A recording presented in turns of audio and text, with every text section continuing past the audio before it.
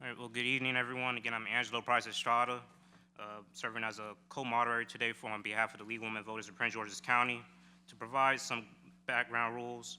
In preparation for the City of New Carrollton Candidates Forum, please prepare opening remarks not to exceed 1 minute.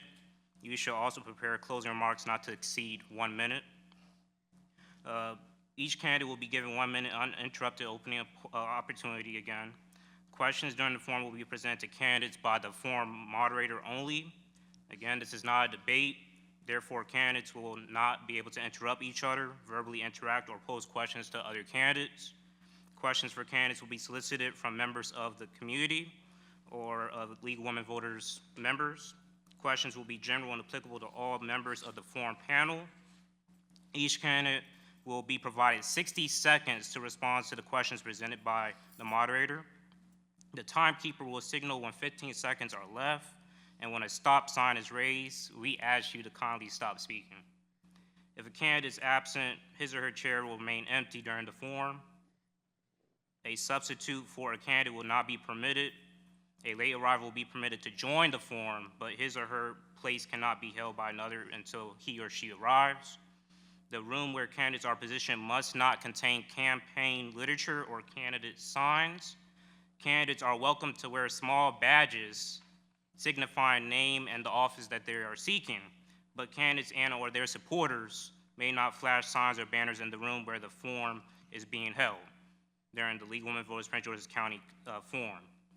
We will require that questions must be of general interest to New Carrollton and Prince George's County rather than of a personal nature pertaining to one particular individual or family needs or wishes. And at the end of the forum, there will be an opportunity for each candidate again to present closing remarks not to exceed 1 minute. And please prepare both your 1 minute opening and 1 minute closing statements in advance to optimize the opportunity to present your views and plans to the electorate. All right. And in that regard, everyone chose numbers for the mayoral candidates 1 through 3. And we're going to start with Ms. Nemhart. Nemhart. For first question. Good evening, neighbors. I am Felicia E. Nemhard, and I'm your servant leader mayor from 2020 to 2023, who has a heart for the people, proven to be effective and efficient.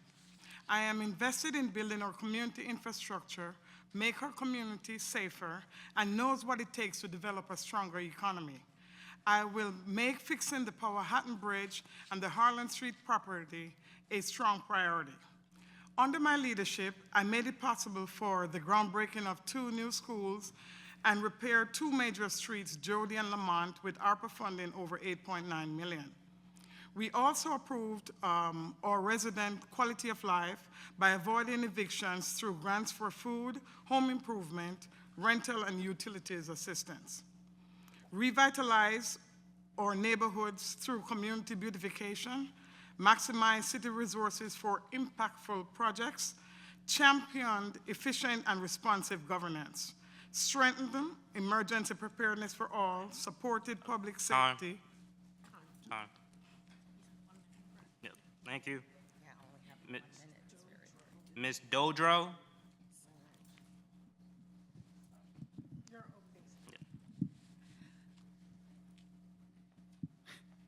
Good evening. My name is Katrina Dodro. I am the current mayor. This is my first term of 2 years. I have worked on a great deal of projects strengthening our city, making our city more beautiful, making our city more efficient, and looking towards the future of New Carrollton. We have begun many projects that are going on, that are ongoing right now as you go through the community or have been completed. I believe strongly in having infrastructure such as the bridge, such as fixing potholes and even sinkholes be a priority in my administration, and I will continue to do so. We have exciting things ahead, but 2 years is not enough time. Thank you. Thank you. Mr. Weisenberg. Distinguished guests, good evening. My name is John Weisenberg. I am the candidate for mayor. The resident over 55 years, I served 28 years under Mayor Hanko. I've contributed to development of 30 communities in Maryland and Virginia with Ryan Homes, as well as I supported the Bechtel Engineering 9/11 cleanup and post-conflict reconstruction effort in Iraq and Iran. Having reviewed the platform of my previous candidates, I believe that the approach are repetitive, characterized in broken promises and poor administrative process. The lack of transparency, effective leadership, and responsiveness to the residents' concerned, particularly on critical issue, is unacceptable.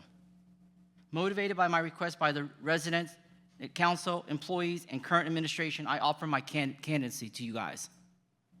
I urge you to prioritize good government, electing the mayor who serves the entire city, not just a few.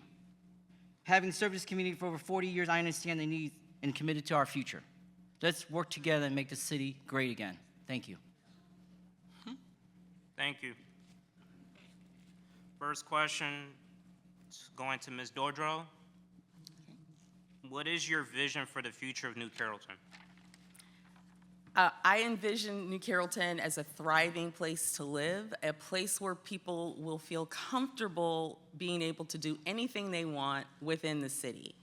I have a current 20-year-old, 21-year-old, and when she was a child, we slept here and ate here in New Carrollton, but almost every activity that we wanted to do, we left. We had to go to Greenbelt or Hyattsville to take classes, to do any of those kinds of things. So building our parks, putting in a new community center-based center at Hanko, where the Beckett Field, so that people can see what's available there and be able to walk to activities, having health and wellness activities, and having fun activities for adults and families are all part of my position. Thank you. Thank you. Mr. Weisenberg, need me to repeat the question? Please repeat it again. What is your vision for the future of New Carrollton? I'll set that real quick. What Ms. Dodro said, my sentiment is exactly the same. However, there's more than just that, but it's more importantly, there should be more involvement in the community, getting the residents involved on more what's going on, getting them involved as far as the changes. We have committees that we've had that we really didn't optimize. We need to bring youth sports back into here to give the kids something to do. We need to look at our retired citizens in here and give them the respect they need for the city. We need to get the city back on track and listen to the residents and their concern. You want a city back? Well, I can tell you, we can do it together. Thank you. Thank you. Ms. Nimhart, let me repeat the question. No. Thank you. I would like to see a community center or a skate park at the Arlen Street property. I would also like to see enhanced parks, sidewalks, and street for everyone. I would like to see the taxes kept stable for all residents. What I would really like to see is that we need community activists who are really willing to roll up their sleeves and work hard to take actions, not just talk a good talk. I would like to see the residents more involved because this is their city and we need to be a little bit more responsive to them. I'm qualified and ready to serve a second term. Thank you all. Thank you.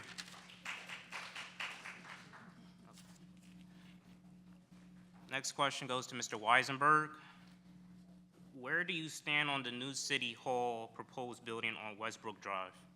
Where do I stand? Excuse me, what'd you say? Where do you stand on the new City Hall proposed building on Westbrook Drive?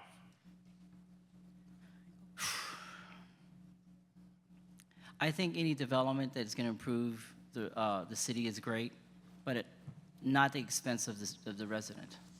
I think that we have to thoroughly review the budget and at different allocations. We talked about this before. I looked at the budget, and I think there's some suggestions that can be made to do that. But I think having a Westbrook Drive, I think, would be a great thing, and we can afford it.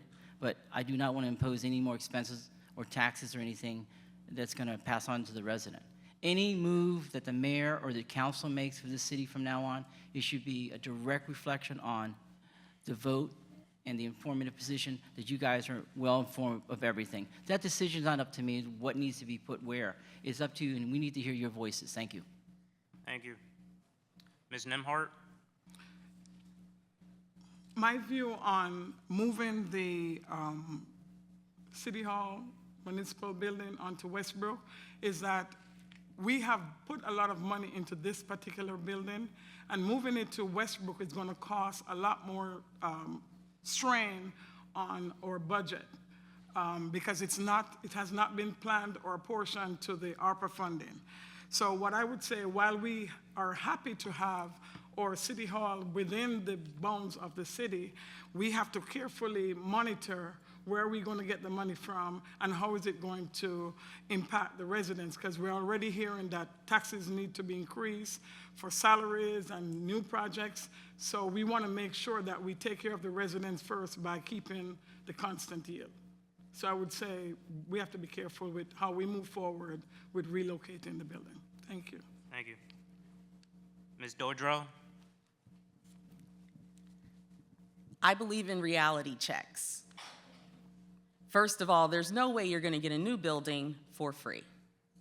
If you think that we're not going to have to pay in with our taxes, then this is not going to be a project you're going to like. The fact of the matter is, this is not moving City Hall. City Hall will stay here. This is building a new community building. There has not been a community building built in this city. Even the current Hanko building was originally a city hall. It no longer works. It does not meet ADA requirements. We have no place for people to come and have community events that's walkable or bikeable. This new project will be that, will be 100% ADA accessible, and will be paid for by using grants from the federal government, which I've already started going after. Thank you. Thank you. Ms. Nemhart, what do you think the city can do for displaced federal employees?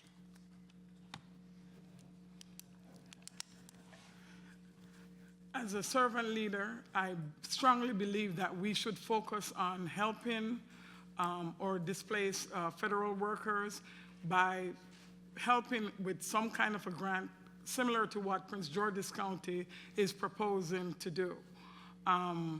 I also believe that we can give them more resources because there are a lot of resources out there to help them, and we should just channel some of those resources by educating these displaced federal workers at where they can get additional help. But I think as a city that we should strongly put some effort into making sure that we pay attention to their needs, even their mental stress. Maybe to have some counselors come on site to help them go through their process of moving forward during this difficult political arena. Thank you. Ms. Dodro, do you need me to repeat the question?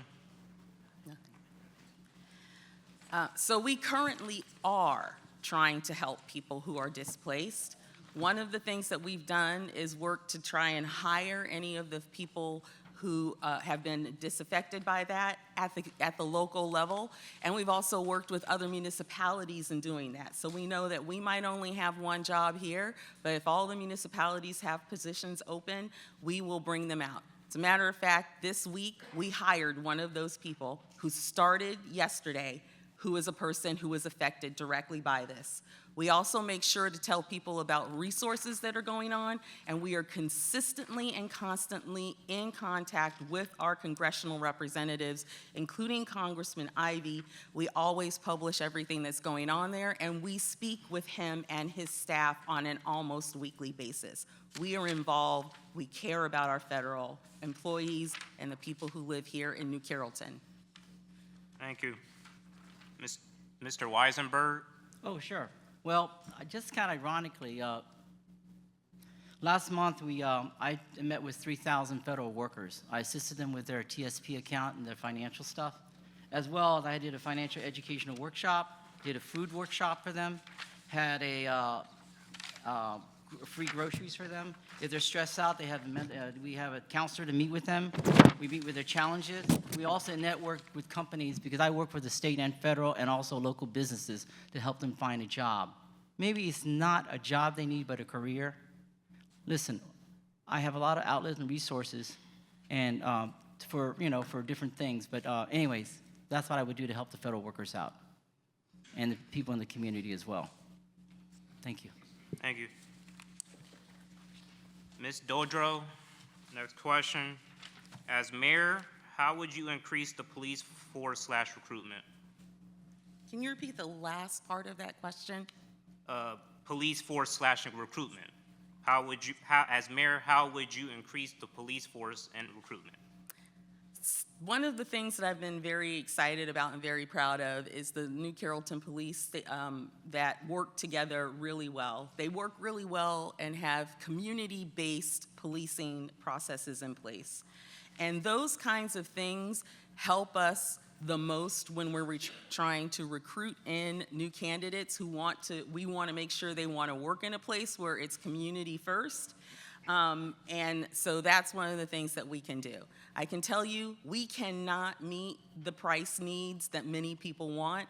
Many different jurisdictions who have more money than we do, example, Washington, D.C.'s police, are offering incentives that we can't meet. We can't give you $30,000 to start here. What we can give you is a community who wants to have police officers that they can talk to help keep crime down, to be part of the solution. We have shown that the folks who are here that that's what we have, and other people want to join them. Thank you. Mr. Weisenberg? Basically, with any job, anything, even with the residents here, if it's not right, we're going to move out of here. We lose a lot of good citizens, same with the police department. I work with the different agencies as well. Having the leadership, showing them that we do care and giving them the training they need, it's really important. But we have to have a system in place. And I don't think that this administration has the leadership that it needs for that. And with the new council and me as a mayor, we can shift that direction and make the city a better place, and with the police department. If we have a good city with the citizen support again, on all of you, we can have a much better community, a better police department, and also if they're here, they're gonna stay. So it's not about the money or anything, but thank you. Thank you. Ms. Nemhart? Yes. I believe during COVID, which was a very strong time for our police department, and we did not have our full quorum of officers. But during my tenure, we were able to get a grant from Prince George's County that paid for a resident to attend the academy and then ultimately join in with us here in New Carrollton. What I believe is that if we signal to our employees that we want to train our employees so that we can have the brightest and the best, we'll have a good retention system. Recently, we lost one officer to Bladensburg Department because of more money. We have people that are residents here that are special polices that have been asking about joining our department. So I believe that we should follow our other municipalities by trying to come up with a way to either give a bonus to come in or send them to training. Thank you. Next question goes first to Mr. Weisenberg. The Powhatan Street Bridge has been out of service since before the current administration was elected. What will you do to move this necessary project along? It was long before that, and it should have not taken that long. It should have not taken that long. What I would do immediately right now would be, I would find out and I would tell the resident when this is going to get done. If it doesn't get done in a promptly time, my suggestion would be, and I talked to the chief of police about this, and I'll talk to the council as well. I believe years ago, Westbrook Drive was a two-way street, like Carrollton Parkway. Maybe we do temporary open the street up 2 ways. I don't know. This is up to the resident and also the council to vote on, but I will take immediate action, that's for sure.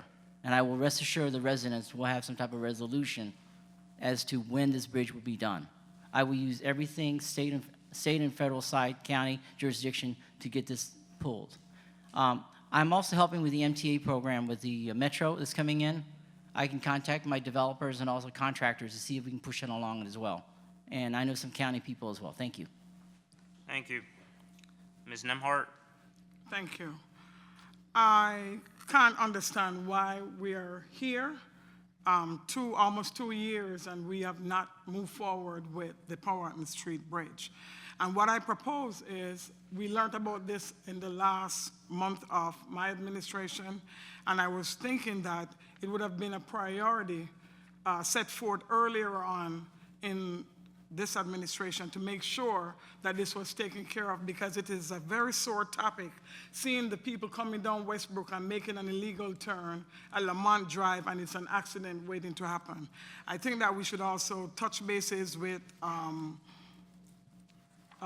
our contractors, and I know that I went to the pre-bid meeting, and I know that there is contracts that are pending, and I know the council is going to choose a contract, but we just need to move forward very quickly before there's a deadly accident on Lamont Drive, and work with all our partners to make sure that this gets done immediately.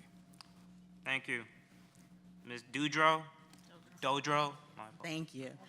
First of all, I forgot to say when the police was mentioned, something came in. Our chief of police is not here because it's his birthday, so shout out, happy birthday, enjoy your day. But we are, once again, talking about something that we have been working on, the council and I have been working on the entire administration. As I've told people in the past, this is not about repaving the top of the bridge. This is a structural deficit. It has to be taken care of by engineers, and it had to be researched and, I don't want to say experimented, but I can't think of the right word, and put through all the stressors. I am pleased to say this council has voted for the contract that is going forth. We will be seeing construction starting on this bridge sometime between May and June. It is a long haul, but it is worth it. It's also going to be messy for the next couple of months because heavy equipment's coming in, but we're ready. Thank you. Ms. Nemhart, the next question goes first to you. What programs would you propose to increase youth civic engagement in the community? I believe that we can channel through Employ Prince George's County continuous youth activities that can arise the needs of our high school seniors that are leaving and or other residents that are here within the city. I also believe that we can work with organizations that are out there teaching our youths and engaging, such as Good Intentions.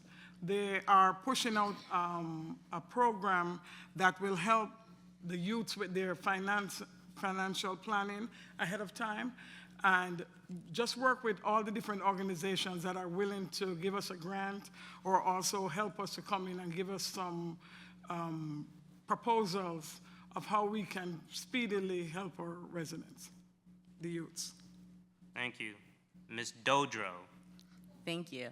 Since I came in the very first summer, I started working with youth. We brought in youth interns who we've had each summer and over each Christmas break. We've got outstanding youth in this city who really do have talents that are available that our administration building is grateful for, that we've been able to work with them. We also have put on multiple classes, such as photography, and I encourage everyone when you leave here to look on the back wall. There is a whole little art gallery of a sampling of some of the photography that students just finished in a 5-week class. We have brought in the American Boys and Girls Club to be able to offer free after-school care and summer care. Free. How many parents need that? We want to see that be there, and they have a STEM curriculum. As terms of financial, we have been in talks with M&T Bank, the one that's in Greenbelt, about putting on classes for financial literacy for students and for adults. Those are coming forward. Thank you. Mr. Weisenberg. I'd like you to repeat that question again, please, because I don't think the other two answered it correctly, but can you repeat that question, please? No problem. What programs would you propose to increase youth civic engagement in the community? I'm involved in the PG County public school system for over 38 years. High Point, Duval, all the schools in the area. We have various programs. Well, one of my 4 law firms, we take kids out of, I guess, seniors and juniors out to do summer intern, as well as some of the federal agencies I have. I get these youth into these programs where they can actually work for the summer, and some of the programs allows them to go to class, but one of the contracts, they would pay for their school, but they had to work for the federal government for 2 years. There was a requirement. The program I have is a little more complex, but it does open up an opportunity for the youth that can't afford, education. I like to bring that to the community, as well as sports. Our sports program is not here for the youth. I have 2 or 3, I guess, coaches in the area that lives in the city that would like. They go to Free State. They go to other places for that. They shouldn't happen. But I would bring that into the city. Thank you. Thank you. Ms. Dodro, question goes to you. How would you support entrepreneurs and small businesses, especially minority-owned businesses in the city? Wow. See, they stop you with the 60 seconds. This is something I'm very excited about. We are taking that old swimming pool, suburban aquatic pool that was at Harlan Street, and we are revitalizing it. As a matter of fact, this week right now, we are taking that old parking lot and making it into a small park for the city. By the end of this week, you're gonna see something beautiful. On the inside of that property, we know that there's a pool house that was there, and I have been working with various people to renovate that pool house to make it a place for micro businesses to start. So, if you have an idea, you've got a favorite jelly or jam that's your grandma's recipe and you want to start canning that, you can't afford to go to a large retail space. This space would give you a small space to operate, as well as have a commercial kitchen so that people could work through in a commercial kitchen, even for food trucks, have a place to put your inventory, and then be on the front end of it where we have the open space to be able to have a maker's market. Thank you, sorry. Thank you. Mr. Weisenberg, What is that question again? yes. How would you support entrepreneurs and small businesses, especially minority-owned businesses in the city? Is that the answer she had to that question? Was that the answer? Her answer? I'm just asking. Because, see, here's the thing. In this community, okay, we want to start other community, like a home improvement committee, use the resources here to help entrepreneur, use the resources in here. I agree with what she says about that thing, but I think also it's up to the resident. I think, we talked about a community center for years and years for these kids. Wouldn't that make a great community center there for them? So I'm going to wait till I'm elected as mayor and we can talk about that issue a little bit more. Thank you. Thank you. Ms. Nemhart, Thank you. The first thing, if I'm lucky to be elected as mayor, I would work with the Prince George's County Economic Development Corporation and also the Small Business Association to come into the city and give some of our entrepreneurs who are existing some kind of help in terms of how they can look at their strategic plan over 5 years. During my administration, we did have the secretary from Annapolis came in and worked with our small business, minority businesses within New Carrollton, and we went business to business and showed them all the different resources that are available and how they can get help with financing, etc. But I would also strengthen our economic grant that we have here in the city so that way we can attract great businesses to come in. thank you. Mr. Weisenberg, next question. Do you favor 4-year terms for the office of mayor? Please explain clearly how this change will be in the best interest of residents versus in the best interest of the elected official. Mayor Hanko and I, we talked about this years and years. I do not favor the 4-year term. I think a 2-year term is sufficient because I feel that if the person that's elected to serve the community and the resident if the performance isn't there, they shouldn't be allowed to run 4 more years. 2 years is enough. Okay. Thank you. Thank you. Ms. Nemhart, may we repeat the question?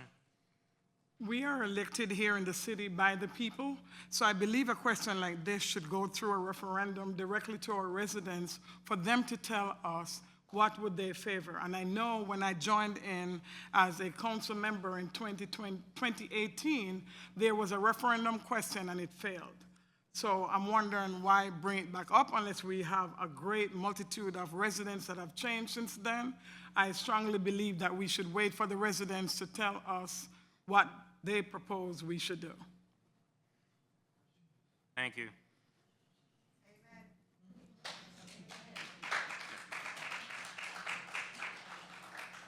Ms. Dodro? Thank you. Well, I guess I'm going to get some boos because I do believe we need to have 4-year terms. After being in this office for 2 years, I have realized that there is absolutely no project that can be achieved that can be finished from beginning to end. Anyone who's worked on a home improvement project, as a small example of this, you know that it cannot be done in a week. You know it always takes longer. When we have to look at planning for things that cost a lot of money, you can never get a project or a plan for a vision of a plan that can move forward in 2 years. The inconsistency of turning over of council or turning over of mayor has shown throughout the last 40 years that, well, not 34 of those, because Mayor Hanko was here. So, of course, you saw a lot of things happen within that time because he was consistently there. But the turnover has constantly stopped a project. Thank you. Ms. Nemhart, so commonly there are traffic violations such as excessive speeding and moving violations. What do you propose to reduce or lessen violations such as described? I've noticed while walking through the city that there is a lot of people that are running the stop sign. They do not stop consistently at the stop signs, and their speeds are way too excessive. I believe that we should have our police department go out in full force to maybe do some speed calming control, and also to make sure that we are using our resources that we have accurately. For instance, we have our speeding cameras. We should move them more around the city based on the complaints that we're having. And I noticed that we have our officers, I've not seen in a long time where officers have actually done some of those calming devices by speed controls. Thank you. Ms. Dodro? The state has recently allowed municipalities to be able to use stop sign cameras. We are planning to implement those and have the language for an ordinance out right now so that we can have people who violate stopping at stop signs to be punished by seeing what they've done. We also are working on various kinds of traffic calming. We've piloted some different things such as raised crosswalks that we've tried within the city. At this point, once again, no project is short. We are also have been approved for a $250,000 federal grant to be able to look at various ways of improving traffic issues and making things safer for pedestrians. With 2 new schools coming up, we definitely want to make sure it's safe for kids to walk to school. Thank you. Mr. Weisenberg?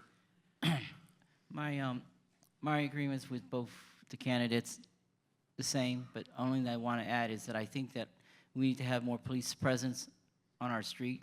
I think if there are more around our street, most of the time I think people will be less likely to be racing through there. You know, just the other night, I don't know if you heard about this, but there was some shooting on Carrollton Street. Anyone heard about that one? So the thing is, we need our police officers to be more in the street, I think, in the city. So we'll talk about that later, but I agree with the two candidates. Thank you. Thank you.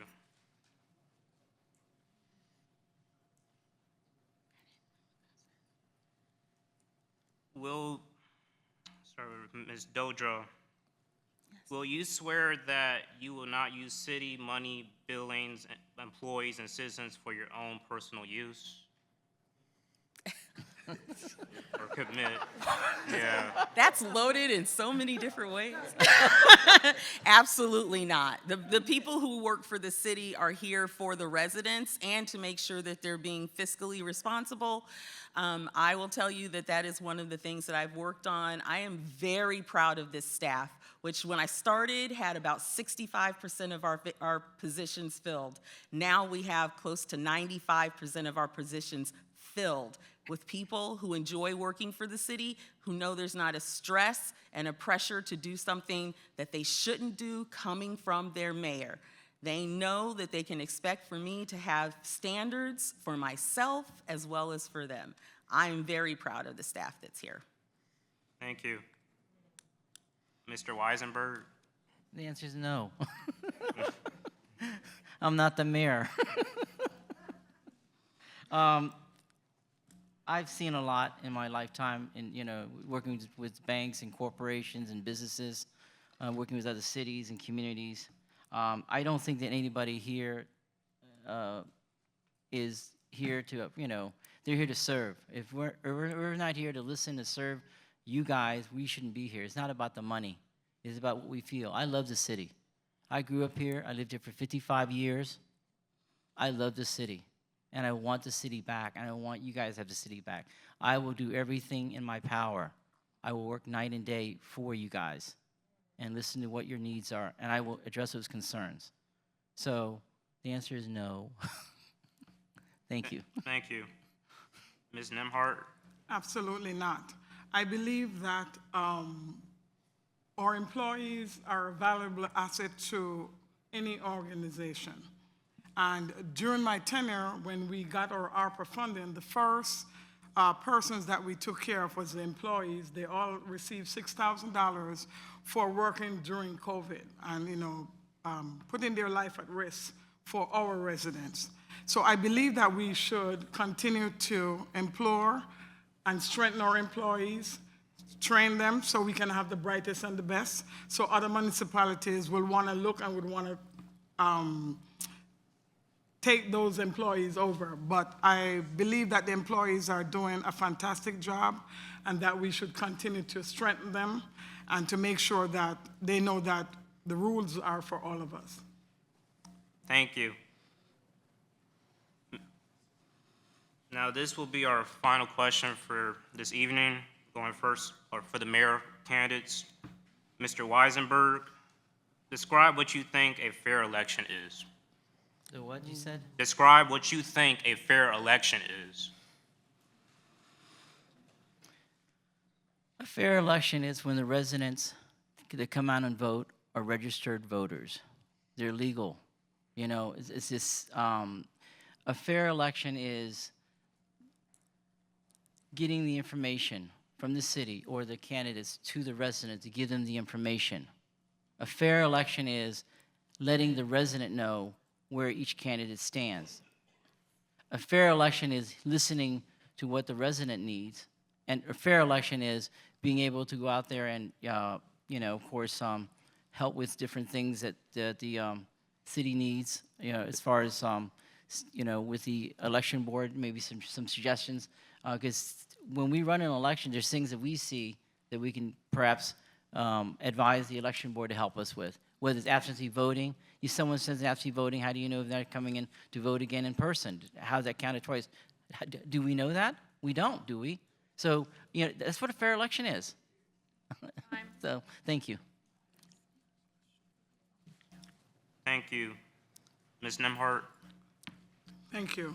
I believe a fair election is one where all the candidates can be allowed to go out and advertise themselves without bashing each other. I believe a fair election is when we ask our residents humbly for their vote, but more importantly, what is it that the residents would like to see us focus as a priority on our campaign trail. I also believe as a fair election is that for our residents, what our ideas that we are pushing forward is not for ourselves, but what will benefit the community as a whole. Thank you. Ms. Dodro. Thank you. I think that a fair election is when people who live in the area that is represented have all of the information they possibly can about what is going on in their city. They have the opportunity to tell people what that's about. They get the opportunity to hear from people who want to lead in their city, to hear what they think about those abilities, that we make sure that it is accessible for all, whether it's physical or whether there's another reason why we need access. We want to make sure that everyone who is eligible, who wants to vote, can vote. And we want to make sure that we never, ever allow someone to cut back on those values. Thank you. Now we'll transition to closing statements. Again, for 1 minute. Ms. Nemhart. Thank you. When I look at the diversity and beauty in the audience, I have absolute confidence we can continue to create a government based on compassion, love, truth, accuracy, and accountability. My fellow citizens, I am humbled and honored to have represented you as mayor for 3 years. The city of New Carrollton I see is one that is based on a beautiful corridor with high-end restaurants, stores, trees, and thriving vegetation with locally based businesses, and one where the entire community is engaged and actually plays an active role by helping to inspire the neighbors to get to know each other and remember you by name. I am here to make a difference and to leave a legacy. Life is not a checklist of accomplishments, but by doing what it makes to impact humanity. The central theme of my message is to make the complicated simple. I simply and humbly ask you for your vote. Without a vote, you do not have a voice. Now let the mission continue that I have started. I'm qualified and ready.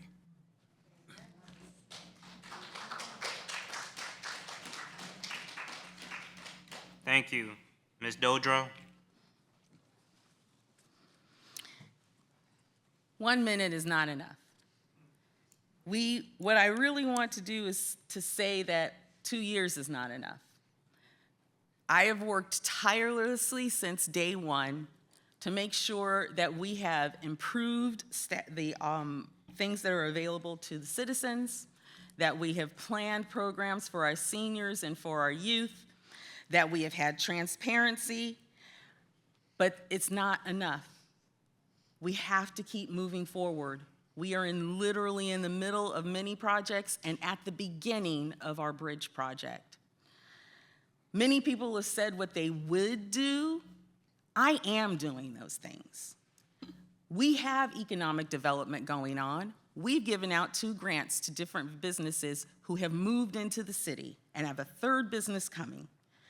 We also want to make sure that we are available for as many people who live in this city as possible. And I know that also during my time, I have worked through projects with various residents, 1 person at a time. We're here to meet your needs. I will make sure that we continue to do that. Thank you. Thank you.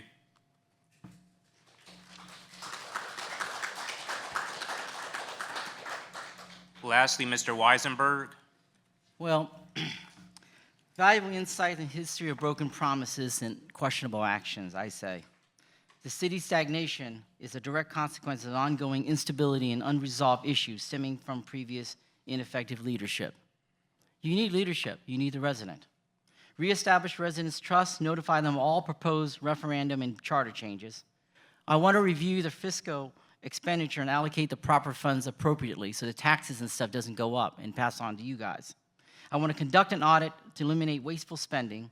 I definitely want to enhance transparency within the administration, to address past and current critical issues promptly, enforce city codes, and hold those people accountable why it's not being done. I want to support the city employees and the city residents. I want to review the emergency preparedness and refine community programs, optimize resources. Direct leadership focus on intangible result, not historic. Is my qualification and proposal platform surpass of those of my opponents? Thank you. Thank you, and that concludes our mayoral candidates forum section for this evening, and we will begin the transition to the city council forum. Thank you again. How about we get started with the council members forum? Prior to the commencement of the questioning, just as we did with the mayoral forum, every potential candidate pulled a number. And that's the way we're going to proceed at this point. We're going to start with Lincoln Lashley is going to be first, followed by Dwayne Rosenberg, followed by Anganelli Malave. I'm sorry if I butchered it. Followed by Brianna Urbina, then Tyrone General, David La. You can say David Lai. It's fine. David Lai? Yes. That's Okay. fine. And Carolyn Mills. Cynthia. I don't know what I was thinking about. With that, let's start with Mr. Lashley's opening statement. Thank you, ma'am. Good evening, ladies and gentlemen. My name is Lincoln Lashley. I am a first-generation American whose parents are from the Twin Island nation of Trinidad and Tobago. I was born in Washington, D.C. and grew up in New Carrollton, where I attended public schools from elementary school through high school. I then went on to the University of Maryland, College Park, where I earned a Bachelor of Science degree in agribusiness. I had the pleasure of serving 8 years in the United States Army Reserve, where I completed the Army Basic Airborne Course, also known as Jump School.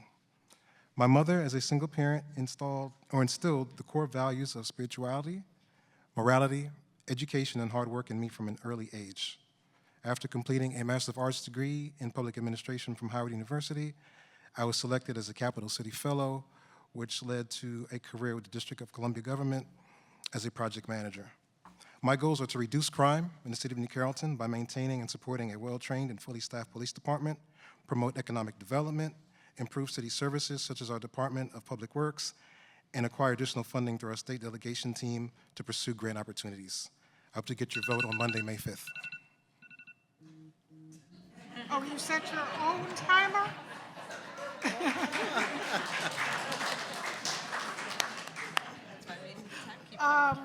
Actually, that's not a bad idea. Next, on to Dwayne Rosenberg. Thank you. Good evening, everyone. My name's Dwayne, and I want to take a moment to thank the League of Women Voters. And I always like to thank the people who sit at this table, because it's a big step to come up here and put yourself before the community and say this is what you want to do to represent you. I'm a retired accountant. I'm going to give you a few numbers to describe my life. 45, the first number. That's how many years I've lived in this city. And I'm part of a community of some of the people who lived here a long time, kind of a community within a community. It gives me a different perspective. 19 is a number, how many years I've been in elected capacity. That means you've elected me. You folks have honored me with electing me 10 times, and I've lost a couple elections too. And the last number I'm going to give you is 72. That's the number of years that I've been in this world. And last time I was here, I said, I'm the oldest in the panel. And I was corrected by the gentleman all the way in the end. He's got me by a little bit. But I hope those 70 years give me some wisdom in the time I've spent in this community, and I present myself before you tonight to serve you again as your council member. Thank you.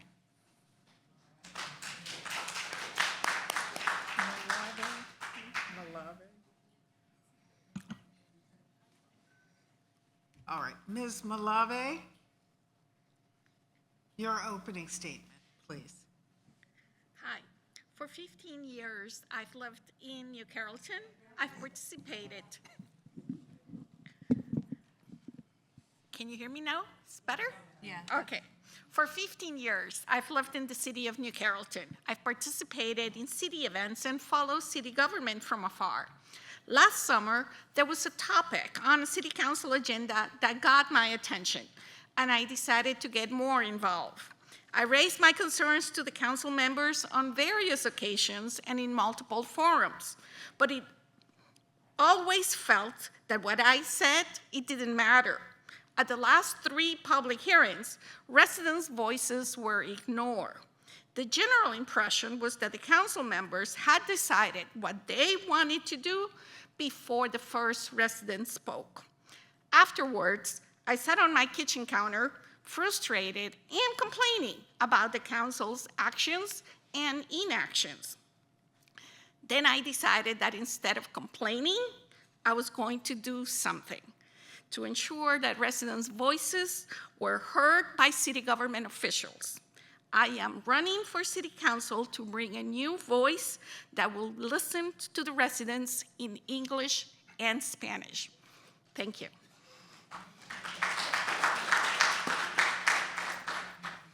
Ms. Urbina? I'm copying Mr. Lashley's strategy, forgive me. I like to talk. My name is Brianna Urbina, and I'm here seeking your vote for re-election to the New Carrollton City Council.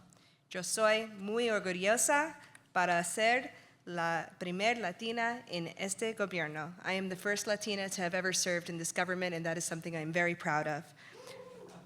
I am also proud to be the mother of 2 beautiful boys, Javari and Luis, but I am running to continue to build on the work that I've done, which includes the following 3 key issues: efficiency in government, making the city a place for all, and prioritizing public safety. I want to ensure that every single dollar that is spent in this city will have a direct benefit to the residents. I want to reduce opportunities for fraud, waste, and abuse, and strengthen the relationships with the county, state, and federal agencies that we work with. I want to increase community programs for residents, seniors, babies, everyone in between, and make sure that city communications are accessible to all residents, folks with disabilities and folks who need another language. I also want to continue to celebrate the diversity of our community, and I will tell you more when I answer all of your questions. Thank you. Thank you. On to Mr. General. Good evening, ladies and gentlemen. My name is Tyrone F. General. Born and raised in Washington, D.C., served in Vietnam in combat, decorated by a 3-star general. Coming back home, I've managed a 5-story office building, done a few projects for the Veterans Administration, repairing bridges, and attended the University of Maryland Graduate School in International Finance and a bachelor's in Business Administration. I am asking for your vote because talk is cheap. We've got to get things done. We can't just begin them. We can't just talk about them. We can't just, but we've got to get them done. And I'm asking vote general on May 5th. Thank you. All right. Thank you to Mr. General's spouse, significant other. Mr. Lai? Yep, that's me. Good evening, neighbors. I'm David Lai, an educator, actually with a former student here, by the way, policy analyst, son of immigrants, and proud neighbor who's called this city home for over 10 years. I'm running for re-election because I believe in something simple but powerful. When every voice in our city is heard, our whole community thrives.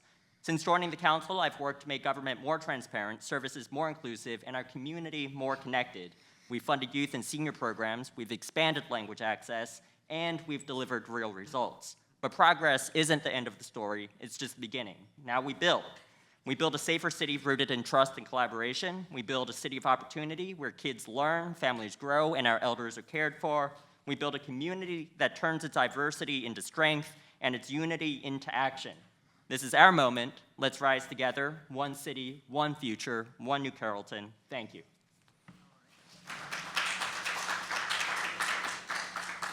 Now on to Ms. Mills. Pardon me? Good evening, ladies and gentlemen. I am Cynthia D.B. Mills. Most of you all know me because during the COVID from 20 to 23, I was the chairman of the city council.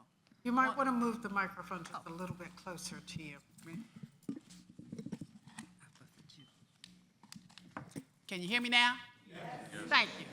Okay, I'm Cynthia D.B. Mills. I was the chairman of the city council from 2020 to 2023 during the COVID. I started volunteering to work in New Carrollton before the COVID. When the COVID hit, I was out there every day feeding the people. I'm the kind of councilman that is for the people. I know there's things that need to be done, but I'm concerned about the people. We fed the people, we helped them with their Christmas shopping, and my thing is now we have federal employees unemployed. I've already approached the current administration asking them, what are we going to do about the children when Department of Education is gone, HHS is gone, we need breakfast and lunch for our children. I'm asking you all to re-elect me to come back to make sure that you all are taken care of for the next 2 years. Thank you. All right, now to the questions, starting with Mr. Rosenberg. What do you bring to the New Carrollton table that makes you different from your opponents? That's an easy answer. I'm the oldest one that is at this table. I bring a number of things. First, I'm connected to the community in a way that a retired person can be, and my other council members are working. They're not as able to do this. But I get calls often to come to homes and help people with various things. I just finished 3 months of doing tax returns on a volunteer basis with the IRS VITA program. So I get connected to people that way. And I also bring with me the experience of 35 years, 40 years of an accounting career as a certified public accounting, where we took things, and in the accounting profession, you take chaos and you try to bring it into order. And I see a lot of things that are not orderly at City Hall. And when I come to council meetings, and when I come into City Hall, I try to take those things and present options to fix those things. So thank you. Thank you. Moving on to Ms. Malave. Hi.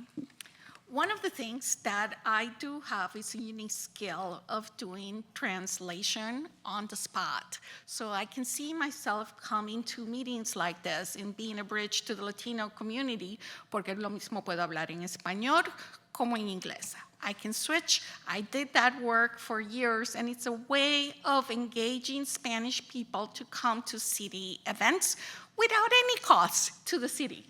So la idea es que van a poder venir a actividades y yo puedo hacer la traducción para que todos participen en eventos de la ciudad. So that's a unique skill that I bring to the city with my way of engaging and embracing all the community. Thank you. Thank you. Moving on to Ms. Urbina. Would you like me to repeat the question? No, I think I have it. Thank you. You're welcome. So I am the only person on this panel with children in Prince George's County Schools today. And actually, I withdrew one of my children from Prince George's County Schools today because of the challenges I've had servicing my child with special needs.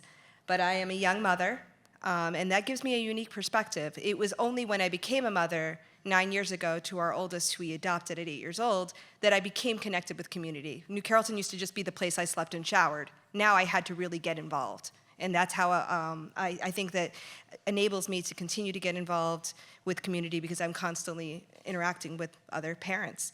I'm also the only attorney on this panel, and that's not something that I like to lead with. People have opinions on lawyers, and most of them are right. I used to be a divorce lawyer. I'm not anymore. But in my career as an attorney, I have years of policy experience, and I've also had the opportunity to work in many political settings and build relationships with key stakeholders like Steny Hoyer, whose number I have in my phone. So if you want to continue to build on those relationships with me, please re-elect me to the City Council. Thank you. Moving on to Mr. General. Could you repeat the question? Yes. What do you bring to the New Carrollton table that makes you different than your opponents? I believe that what I bring is order. I will insist on accomplishing projects, completing projects, working together. I've managed 5 lawyers as a paralegal, preparing them for court. I've managed a 5-story office building. I've been the property manager of construction projects for the Veterans Hospital. So I believe that I will bring order and leadership along with my colleagues. Mr. Lai? Yeah, so number one, there were a number of questions related to youth. So I'm the only person here who has taught in Prince George's County Public Schools and also continue to work full-time in education, and am still involved with the county school system and also school systems nationally, 78 of the largest urban school districts in the country, by the way. So from that, I am a systems thinker, and that also comes from my formal training in engineering. Number two, I'm also the youngest person here, so as we talk about youth, we also recognize that there is a generational divide within the city, and if we're going to prosper, we need to make sure that we tap into younger people within the city. Number three, I speak another language as well, a dialect of Chinese. We do have a growing Asian population, and that's also a population that isn't coming out to other events. Number four, I'm also a first-generation college student. My parents work 7 days a week, still do. So a lot of the issues that many of our families faced and parents that I've worked with as a teacher face, I live those personally. Thank you. Thank you. On to Ms. Mills. You can clap if you What do I bring to the City Council of New Carrollton? How about 42 years of being a management analyst and contractor for the federal government? I know how to do grants, contract, and I know what people need. I graduated from college and taught 1 year in Bladensburg High School as an English teacher. I was told what I could and couldn't teach them. I couldn't give them homework. I decided I'm going the other side. I went to Department of Education, got into OCR, got into Title IV. I am a people person. I want our kids to succeed. I went to college in Canada. Do you know those kids go to school free? You know that their science and their math circles around ours? I want us to make sure our kids are taken care of. I did put on the floor to help the mayor, the former mayor, to get the schools built. We need schools with air conditioning and things for the students to make them want to go to school. We talked to the kids. They told us what we want. Now we want to make sure they get what they need. Thank you. You're welcome. On to Mr. Lashley. Thank you for the question. First and foremost, I think I'm the only person on this panel who actually grew up here. This is not just me passing through here. I love this city. I went to Carrollton Elementary, I went to Charles Carroll, I went to Parkdale. This is my hometown. Secondly, I'm the only person on this panel who has military service. I did 8 years in the United States Army Reserve. You don't have to explain to me what discipline is. I live it every day. Mr. General. Excuse me. My apologies, Mr. General. My apologies. Let me rephrase that and say I'm the only person on the council now who has military service. Okay. My apologies, good sir. Also, I have 22 years of experience working with the District of Columbia government, with the Department of Small and Local Business Development as a project manager, so I also understand what local municipal government is all about. Thank you. Thank you. On to Ms. Malave. Next question. What are your 3 top priorities if elected? I want to understand that budget.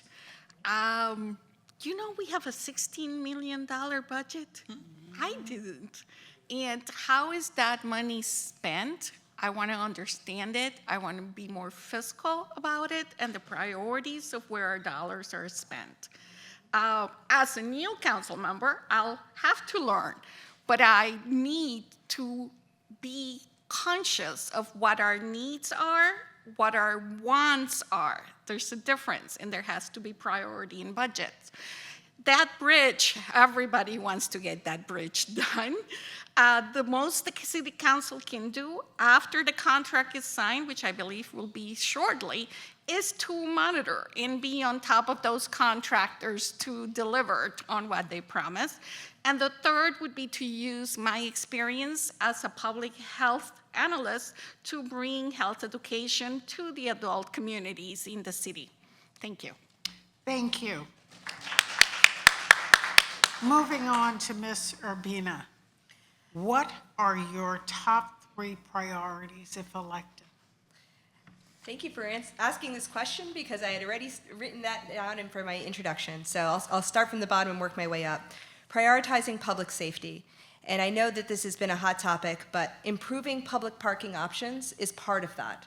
Because if a fire truck can't get down your street because it's too crowded, that's a public safety issue. And that is something that we are going to resolve this year in 2025.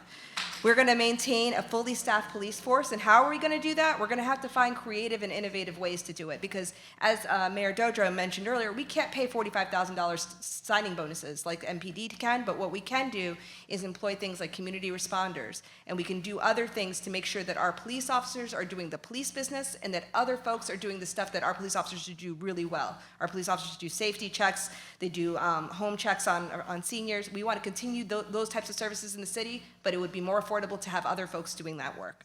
I want to continue to make the city a great place for all people to live, which includes making sure that communications are accessible. And lastly, I've already passed legislation to reduce opportunities for fraud, waste, and abuse in our government. Thank you. On to Mr. General. You know, as I've said before, talk is cheap. My 3 top priorities would be to get the bridge repaired, to get a saw in there and get all that concrete out of Holland Street and turn that valuable 2 acres of ground into valuable ground, and to get the council and the mayor's office to work together. Work together, not fight.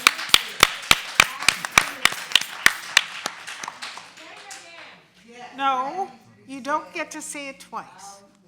Thank you, Mr. General. Are you finished with your thought? Yes, ma'am. Okay. Mr. Lai? So my priorities fall under 3 big buckets. One is building a safe and peaceful city. So one thing that I've appreciated in this administration is the mayor's meetings every month, and we've also conducted a community survey. So we hear a number of concerns, and these may be on specific blocks in specific neighborhoods, so we need to do a better job listening and involving residents so that we can collect in real time exactly what the concerns are. Number 2 is to continue building opportunities and engaging all of the residents. So we've done a lot of work in terms of language access, but we also need to reach across, again, generations, as I've mentioned before, and also less traditional residents, those who may be working odd hours. And number 3, we need to continue fostering connections. So that's through community events. People know that I'm a big runner, so you might have seen me coming down, sometimes shirtless or in shorts, just running around the streets. So we need to be more present and outside and develop more resources for our residents to get to know each other and also to maintain our health. Thank you. Thank you. Ms. Mills? Thank you. Can you hear me? Okay. I have 3 things, but I'm not going to give them in order. One of my things is employee satisfaction. We have employees who are working hard, but we don't have enough to do everything. I'm currently working with students at the high schools that want volunteer hours. When we have our employees out there in the sun working, planting flowers, cutting grass, we can get some students to give them 4 hours worth of community service, and that could help everybody all the way around. Another thing is I would love to have a public relations person. You all can call this person. They can make sure we know what you want. Right now, when you call, you leave a message. The mayor is busy. Everybody's busy. If we have one person who makes it their point to make sure that you all are getting taken care of, I would appreciate. I've always wanted this. And lastly, I was the person who originally put the bridge on the agenda. And I'll discuss that with you all later. But it was rejected when I first put it on the agenda. I believe the bridge could have been finished a long time ago, but that's another story. Thank you. On to Mr. Lashley. Thank you for the question. Number one priority is getting the budget passed. We just had the FY26 budget proposal submitted to us by the mayor. It's a $16 million budget, the biggest one we've had in the history of the city. So we have to focus on that, making sure we get that passed right away. Next thing is the Powhatan Street Bridge. Recently, as the mayor alluded to earlier, we chose Fort Meyer Construction Company. They will be the company that we were moving forward with to get the construction done on the bridge. We have to make sure we follow through with that. And third, and not last, but definitely not least, is making sure that our police officers have what they need to keep this as the safest, one of the safest cities in the county, if not possibly the state. So we have to make sure that we maintain that by giving our police officers exactly what they need to keep that going. Thank you. Thank you. On to Mr. Rosenberg. Thank you. Going last, now that all the ideas have been exhausted, I'm going to move down the list a little bit, and I'll tell you some things that I find priorities. They may not be the top three, but accountability. We received a report this year in the council from Calvin Brown Associates saying the city is not accountable. Now, I'm a CPA. I could talk about that for a half hour. I only have a minute. Accountability is big to me. Here's another one that wasn't mentioned. Building codes, 6400 Lamont. When I was mayor, on 6400 Lamont, the place became a hangout for teens. Then they started breaking the windows out. So what did we do? We put plywood on the windows. And you go by there now, you see a house is boarded up, that the grass doesn't get cut. And there are national building codes that we could enforce and do something, and it doesn't get done. And the third thing is, we have a police department that for years has told us, we'll get you in 15 minutes. Well, we don't have dispatch. Well, we're working on it. Don't get me wrong, that's in the process. But a city that does have dispatch, like Greenbelt, has a 3-minute response time. We have a 15-minute response time, no better than the county. Thank you. Thank you. Moving along to our next question, we're going to start with Ms. Urbina. What do you think the city can do for displaced federal employees?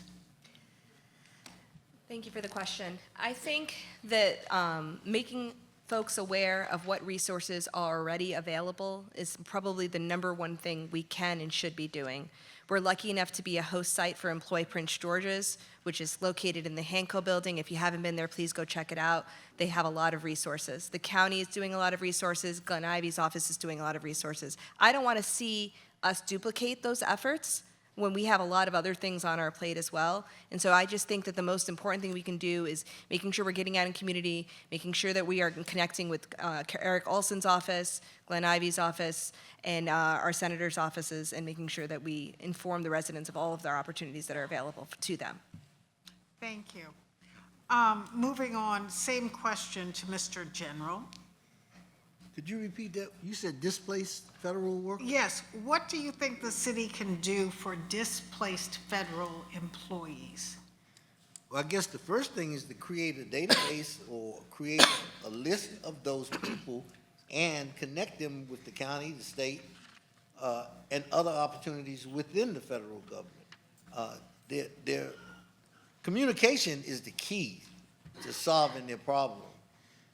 Communication, identifying their skill sets, and matching that up with what is available.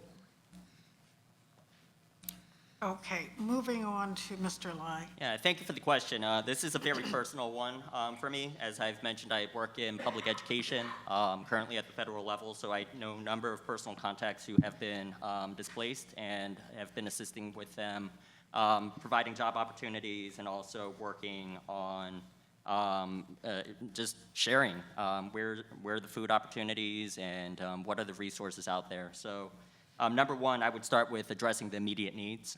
So that is making sure that we're sharing our contacts. So for example, Capital Area Food Bank, a number of resources through the city as well. They continue to provide the immediate needs. But #2, we need to make sure that we're sharing our connections. So I work in public education. We've been passing along various contacts, creating Google Sheets, helping to push through names, connecting on LinkedIn, providing those leads so that we can help people to find additional opportunities. And another thing that I'm really proud of is, of course, the Job Center. I continue to share that contact to get residents in to find resources to, find new skills or also take courses. Thank you. Thank you. Moving on to Ms. Mills. What can we do to help displaced federal employees? I worked for the Department of Education for 42 years. I was president of American Federation of Government Employees for 12 years. We say communication, we say this. We have to make them aware that we are here. That's why I keep saying we need somebody in public relations. I was a federal employee. I didn't know what was going on. That's the reason I joined the union. We have to reach out to these people, let them know we're here. And I keep saying, you have to make us aware of what you need. What we can also do is go back to the food drives we had. We passed out food, we helped people, and they weren't ashamed. They had kids to feed. So I have no problem with going back, contacting the people we did. We can call the congressmen, we can call the senators, we can call Ivy. We aren't the only city. They have a lot of other people to take care of. We have to learn to take care of our own, and we have to figure out a good way to do it. Thank you. Thank you. Moving on to Mr. Lashley. Thank you for the question. I think one of the things we could do to start is connect folks to the resources that are right here in the city of New Carrollton. We do have an employee, Prince George's satellite office right here in the city. Maybe they can get some opportunities through that particular venue to get job opportunities. Also recently, we started a directory here of home-based businesses in the city of New Carrollton. Maybe there's some opportunities from some of those businesses who are here, right here in the city, to hire some of these folks who are just recently displaced from the federal jobs.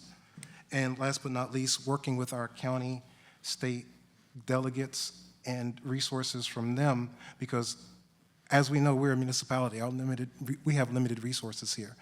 We have to reach out to those folks who have the power of the purse, as I say it, to give us the help that we need.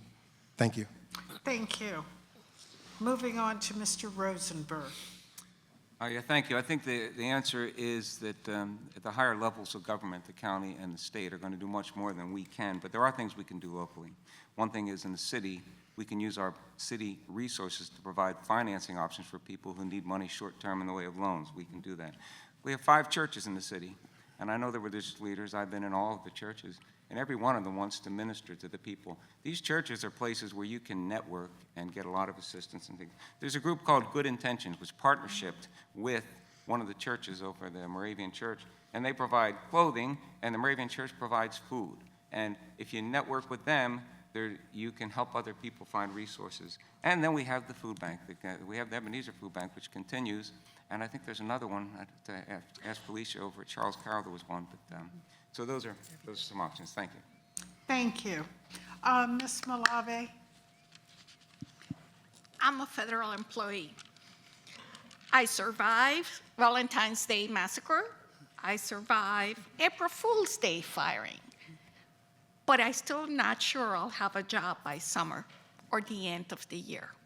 So right now, I don't have dire needs. What I do need is mental health support. It's chaos, it's stressful just to show up to work. I've connected with friends and colleagues that were fired. All the suggestions are great, but if we could just have a support group for federal employees to come and share and unburden the stress that they're living through. We could reach out to NAMI and bring counselors to the city and let them know there's a safe place to come.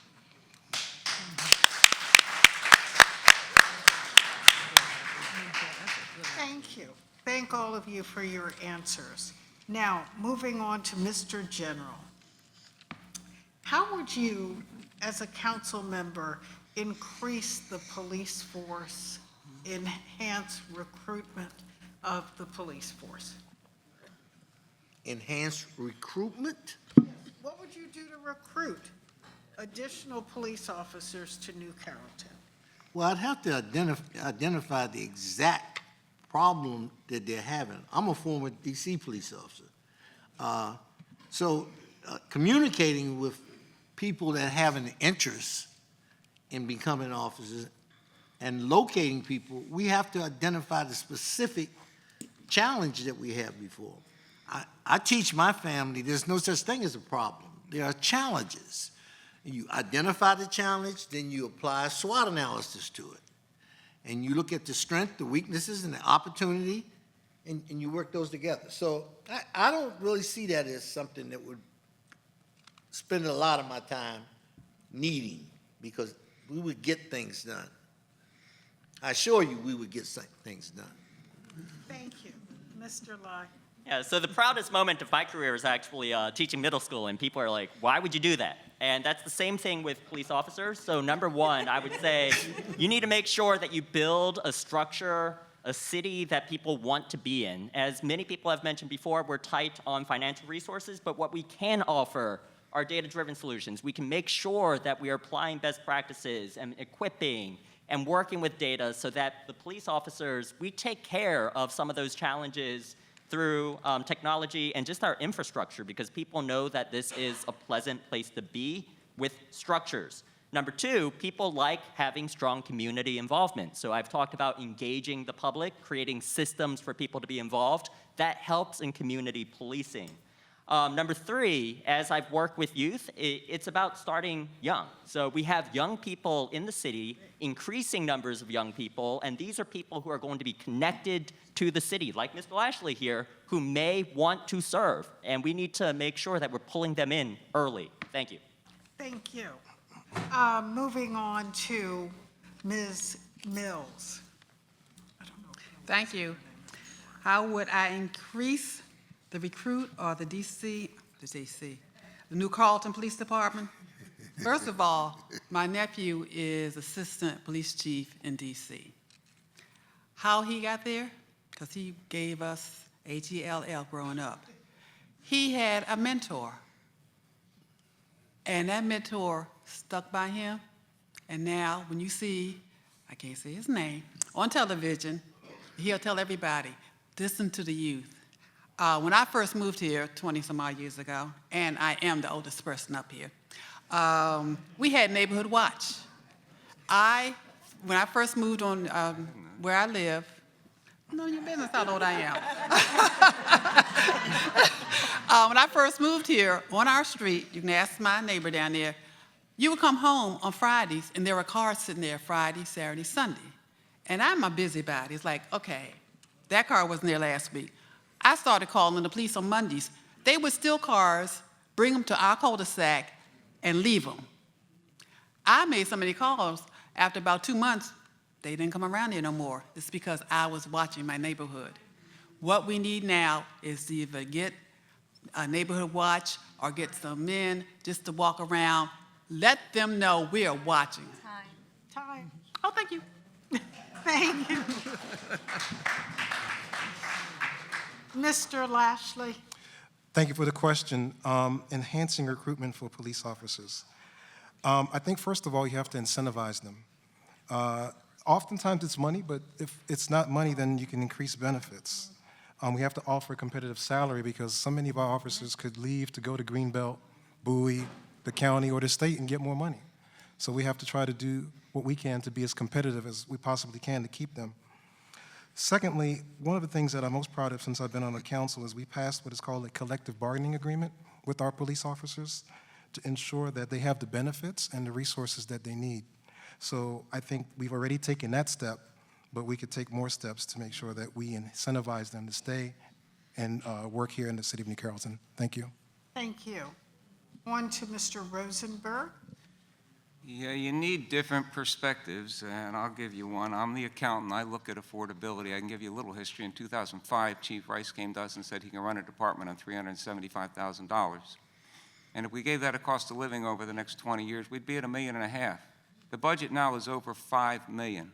So I think we as council members are responsible to look at what kind of spending, not just the question of what can we do for them, what can we afford as a community? And if you look at the way it's escalating, it could bankrupt us. And I know that won't happen, but that's too severe. But then the other part of this question, you can have community responders. Now, they're not trained officers, but a lot of the things, and Councilmember Urbina and I looked at this together, a lot of the things our officers respond to, they want to go to someone's funeral or a cat dies. I mean, do you have to have a gun and a bulletproof vest to respond to some of these things?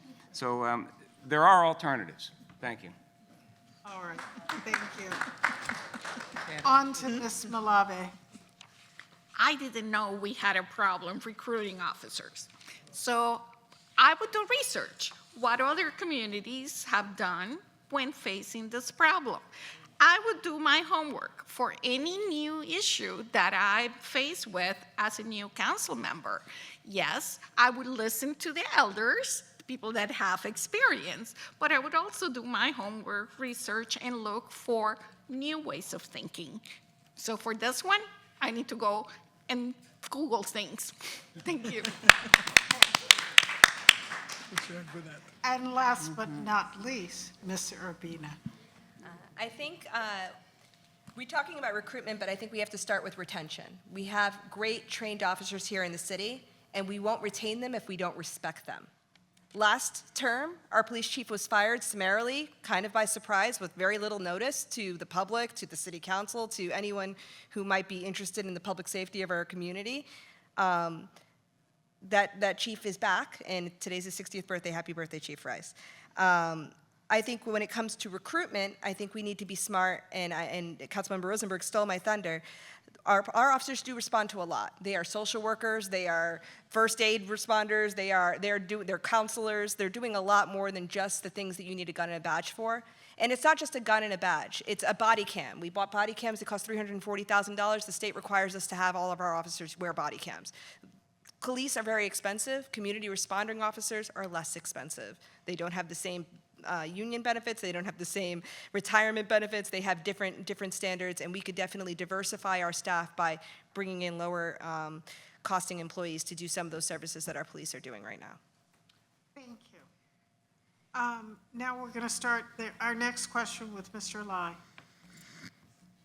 What proposal would you bring to lessen the financial burdens on seniors in regard to taxes and medical costs?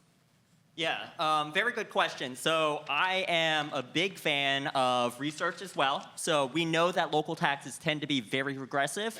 So number one, it's making sure that we're providing services for our seniors so that we have very little control over state taxes or our county taxes, but what we can do is essentially provide a transfer of benefits. So we can make sure that, let's say we're providing food assistance, we're providing programs, as we already do for Senior Fridays, and those are definitely programs that can be expanded so that we're lessening the burden at home, which allows our senior residents to be able to spend elsewhere. Another big role that a lot of people don't see on this council is also maintaining relationships.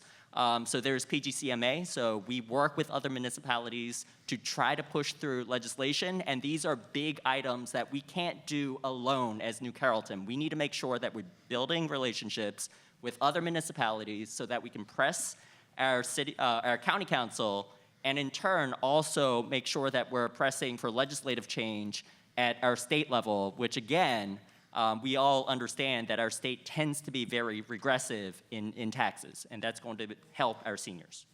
Thank you. Next to Ms. Mills. Same question. Would you like me to repeat it? No, thank you. What proposal do I think would help our seniors?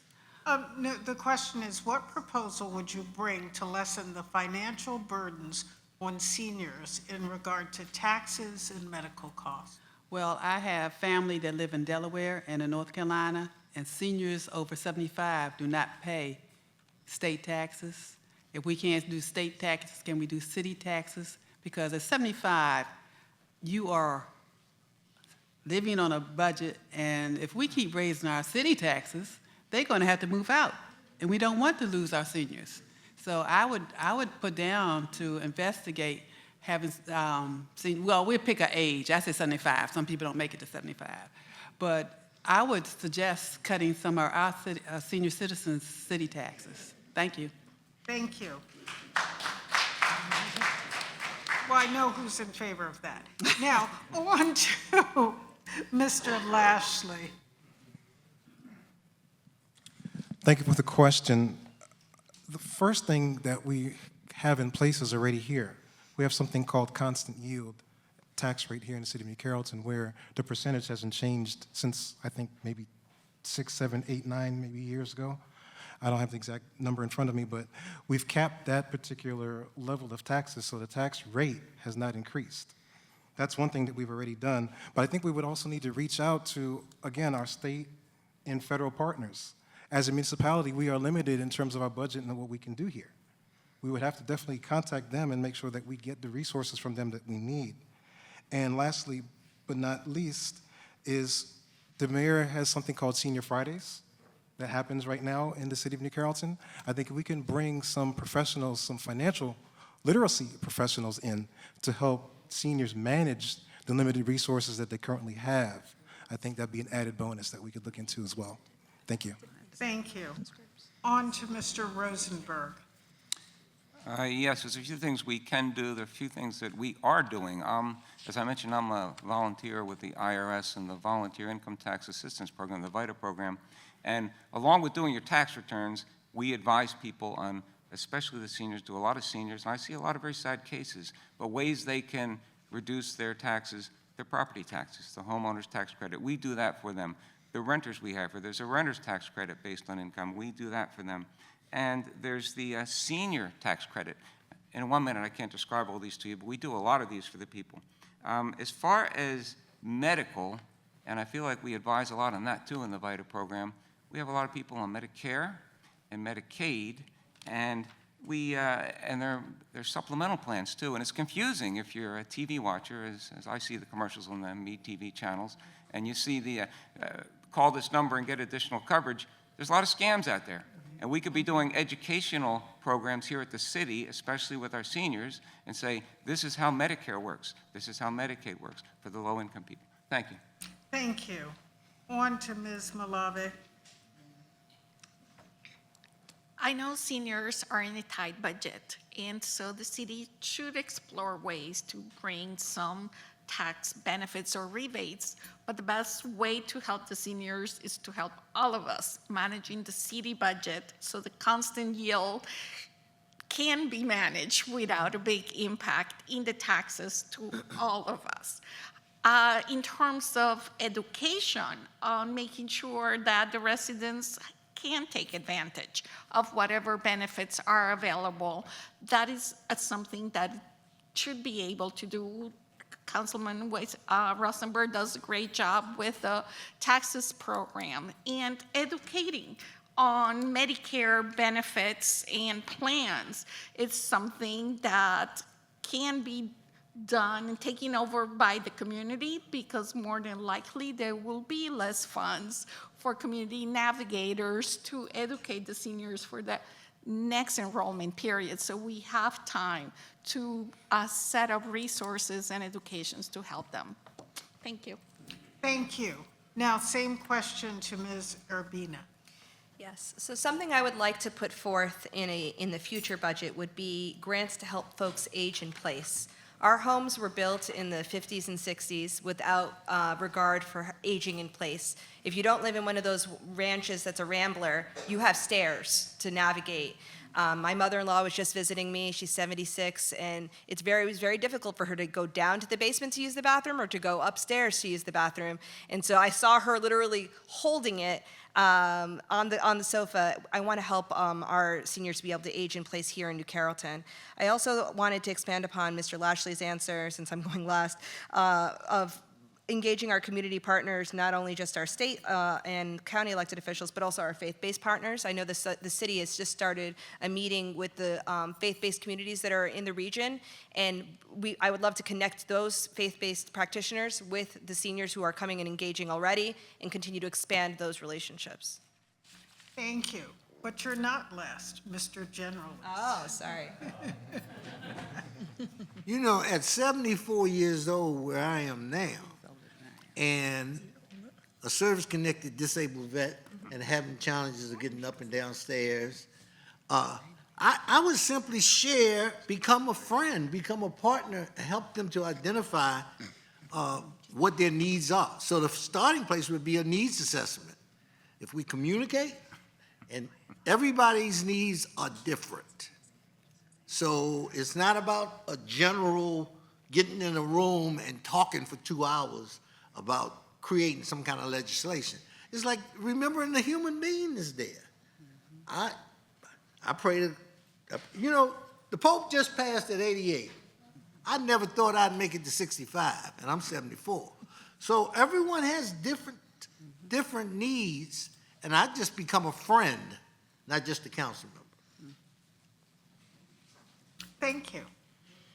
All right, we're going to do 2 more questions, and then we're going to do closing statements. Everybody good with that? The audience looks relieved. The audience did more amening than the candidates. All right, I'm going to start with Ms. Mills.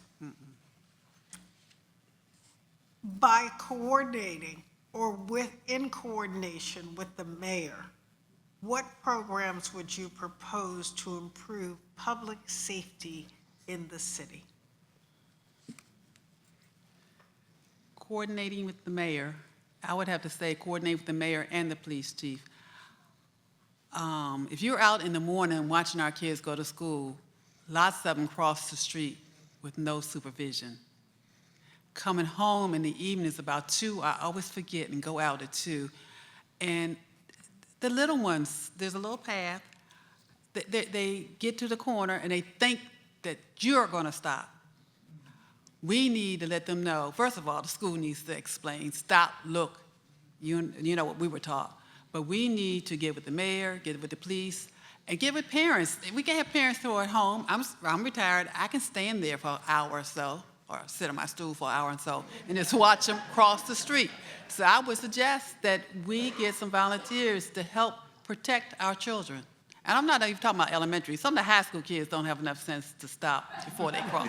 They get off the bus, the cars are stopped, but there's always that one nut. So I would suggest police and the mayor I would work with. Thank you. Okay, on to Mr. Lashley. Thank you for the question. I think the first thing that we would need to do is to ensure that we have our community engagement officers still in place. Some people think that they're not necessary, but they are very necessary, very important. They're out there keeping an eye on the kids as they're coming to school and as they're leaving school. So I would definitely want to work with the mayor and the council to ensure that our community engagement officers are where they are supposed to be, which is in our schools. Thank you. Thank you. Next to Mr. Rosenberg. Yeah, I have a brief list here, but one thing I would focus again is on dispatch. The fact that our police need to be accessible quickly. The other thing I would focus on is patrol. I get a lot of emails, I get a lot of phone calls, and one of the complaints I hear a lot is we never see a police car. We have 20 officers, we have about 30 cars, and they're 24/7, and we just don't see them patrolling. Speed cameras. I mean, this is one of my pet peeves, that on Good Luck Road, we put in a right turn on red camera, and Eric Olson's office told us there's never been an incident of right turn. We need speed cameras, Eric told us. And our chief said, we want a right turn on red. That's $80 a speed camera, and he gives us 40. Well, I want to control speed on Good Luck Road. And I have speed humps. And since the mayor can't speak right now, I can bring that up because she hates speed humps. But there are streets in the city where and some of these are not humps. They're just pedestrian crossways that are mild humps. You can speed over them. But they do slow people down. Thank you. Thank you. Ms. Malave. I think the first part of the question is really important. Working with the mayor. The council needs to work with the mayor work with the council, pulling in the same direction. We can accomplish more than has happened. And so I would listen to the ideas the mayor has, what they have in place. I'm concerned about the speeding. I kind of like the humps. Can we get some data of whether they're making a difference or not? I know there's work to understand parking needs better. I'm very much concerned with what Council Member Urbina mentioned of our fire trucks being able to navigate cities that are congested with traffic. And related, fire safety and education to our community using language access. That is something the mayor and the council is committed to. Thank you. And speaking of Miss Urbina, you're next. All right. I'm getting the hang of the order. So I would work with the mayor and the police chief to bring in community responders. I've said this term a few times for folks who haven't heard it before. Community responders are civilians who respond to situations that oftentimes police respond to. Sometimes it's as benign as a fender bender traffic accident. You don't need a badge and a gun to write up a report about that. Sometimes it's more severe, like a domestic violence dispute. In the communities that have this, and over 250 cities across the country have employed this, including Baltimore City and Prince George's County, they have seen a reduction in the need for police services and an increase in safety and trust. I brought in a national expert. Her name was Ann Larson, and she was with the Council for State Governments. I met her at a conference, and I brought her into a council meeting, and I want to continue those next steps to figure out how we can fund a position like this in our city. We have a lot of welfare checks that the police are doing, which are slowing down the responsive times to things that are more urgent. We do a lot of checks on, residences as people go on vacation. That's something that someone else can do that doesn't need a badge and a gun. And so that's something I would work with the mayor on my next term if I'm elected. Thank you. On to Mr. General. Can you repeat the question, please? Yes, I can.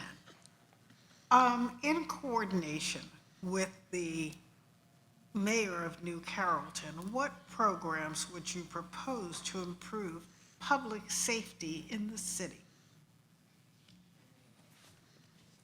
Definitely working with the mayor and the council together.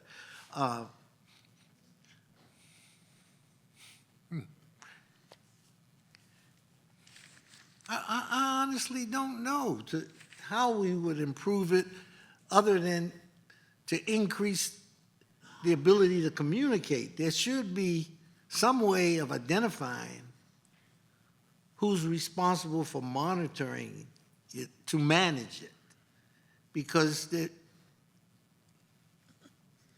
can be better. I really don't know. Okay, Mr. Lai.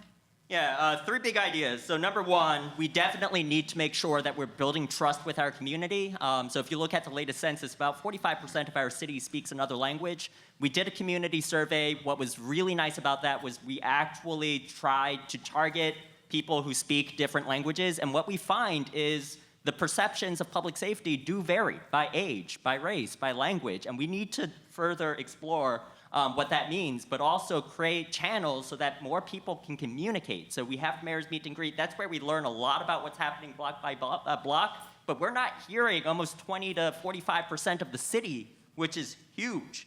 Number two, I keep asking about the data. We need to make sure that we're looking at trends. We need to update our data infrastructure.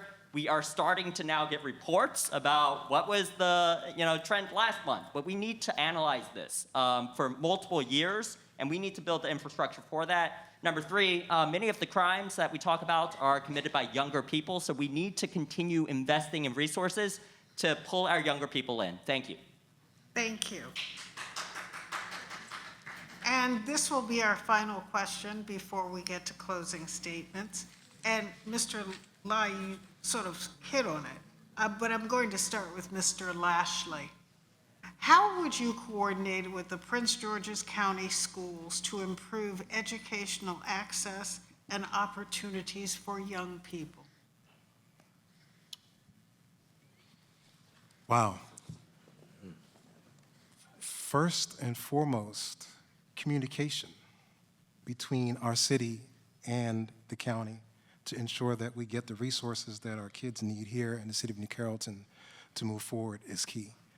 But one thing I do want to state is there are two major projects that are online that are coming up soon here in the city of New Carrollton. They've already broken ground on the new Margaret Brent Elementary School and the Robert Frost Middle School, which is going to be a kindergarten through 8th grade, 4-story building. So we're taking some steps in the right direction to at least look at creating a better infrastructure for our students here. But definitely we would have to reach out to the county and get all the assistance that we can need from our school board members, our county elected officials, and our state elected officials. Thank you. Thank you. Moving on to Mr. Rosenberg. Yeah, I have 3 ideas on this. One is that a practice we've had for years that I haven't seen in the last couple of years is we'd have the principals from all the schools in our city and Parkdale come to a council meeting and keep us abreast of what's going on and give us a chance to interact with them and learn what's going on. We haven't done that, and we should continue that. We need the elected officials in the schools. I'm there 3 or 4 times a year because I do Read Across America Day and I do Career Days. I'm signed up for Charles Carroll this month to be in there. And then another resource we have in this town that we coordinated with this is the library, a wealth of knowledge and experience and people who would coordinate with the students. And I see kids in there after school, so there could be programs done through the library. Thank you. Thank you. On to Ms. Malave, excuse me. We need to coordinate and talk to our county partners and state partners, especially when the cuts that are coming from the federal government start trickling down to our community and programs disappeared. We'll need to be innovative and get together to find new ways to deliver those services and activities that we have taken for granted because they have been funded by the federal government and no longer will be there, but we know our kids will need those activities and integration. And so it will take a community to keep teaching our children. So we'll need to work together. Thank you. Ms. Urbina? This is a topic that's very near and dear to my heart, and I'll start the story by saying the first time I sued Prince George's County Schools, and there's been 4, was because my son's special education teacher went on maternity leave, and the school thought, okay, we'll just let him keep coming to school here with no special education teacher, and he'll just do fine. When we got our award, I requested specifically from the state that every student at Carrollton Elementary who lost services gets the same that my son got. And that is how I've continued to fight within the school system as a parent. Every single time I push a button, I'm just opening that door for Javari or for Luis. I'm doing it for all of our kids. I brought in at-large member Jocelyn Rout when she was on the school board to come speak to us, and I brought in Jonathan Briggs, our current district representative, and I'm going to continue to push them to engage on issues of equity for our kids. Our kids in this part of the county are not getting the same resources as other parts of the county, and you can see it. If you've ever gone to an away football game at any high school in Prince George's, you can't go to one at Parkdale. We don't have a football field. We have to continue to push harder. Thank you. On to Mr. General. You know, young people are our greatest resource. It's the most, I've been blessed to become a great-grandfather. A great. And you know, I hope I can get to heaven and be looking at things being better now. But the key is identifying, specifically identifying and then representing and then holding accountable. Talk is cheap. You can talk about all these great ideas unless someone is going inch by inch to make it a cinch, to improve the situation. So I'll represent. I tell you, everybody will know General is a new Carrollton City Council member, and when it's a new Carrollton resident dealing with an issue. Thank you. On to Mr. Lai. Yeah, so speaking as a former teacher and also a school volunteer, I will tell you that the students who, every student, of course, goes through struggles, and especially in middle school, they learn about themselves. But the commonality is a strong support network, especially for students who find success and achievement. And that's something that we can do right here. And we're starting that with the photography club, for example. We have Boys and Girls Club. So a number of youth activities to make our youth actually feel that they're a part of the community. They let people down when they're goofing off and doing other things. So we want to make sure that we continue to build that structure. Definitely not a lie. So resources are not distributed equally in the county. As you can see also in this audience, many of the people who currently have kids, and I talked about my parents as well, work 7 days a week with language barriers. We need to provide access so that they can advocate for their students. And also that's something that we as a city are well positioned to do, to bring parents together. If they can't go to Upper Marlboro, what we can do is go to Upper Marlboro for them. Thank you. Thank you. And last but not least, Ms. Mills. Thank you. I was sitting here thinking about this because I used to teach Sunday school at St. Joseph Church, and I had juniors and seniors in high school, and tried to teach them something about the Bible. They wouldn't come because they said they weren't interested. So I said, I'm going to teach you about life. I taught them how to write checks. I explained to them what credit was. I explained to them how to write a resume. Young man came in and asked me, can you look over my resume? He's a senior in high school. Nobody took time to explain a resume, what you did, what do you want to do, what are your goals? And I call that class life. Unfortunately, the following year, they put it on the agenda, so I had to teach it for 4 years until I passed it all. But you have to make them interested, and then they'll tell you what they want. Yes. And I really believe that. Thank you. And I'm not the oldest one up here. Thank you.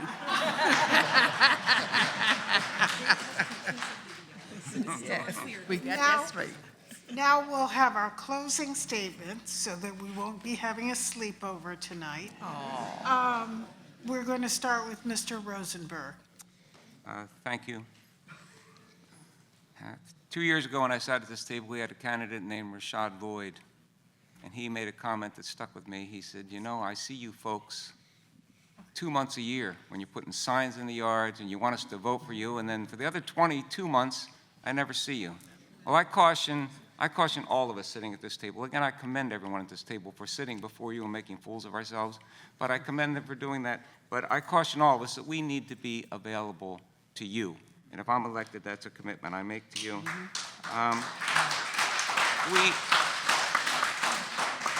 You're stealing my minute. We need to build community. And I can tell you, not in this minute, a number of ways to do that, but I've made efforts to do that. And then the last thing I'm going to mention is the boring stuff. I'm telling you all the good stuff that I enjoy as being your council member. Then I got to go to meetings for 2.5 hours and look at budgets. That's boring. You don't want to sit through that stuff. But that's part of it, too. And I pledge to do the best I can for that if you decide. But about voting, I have to stop. I hope you listen to us tonight and decide you want. You don't have to vote for 5. You can vote for 1. And I'm out of time, but I would not vote in favor of that 4-year term. Thank you.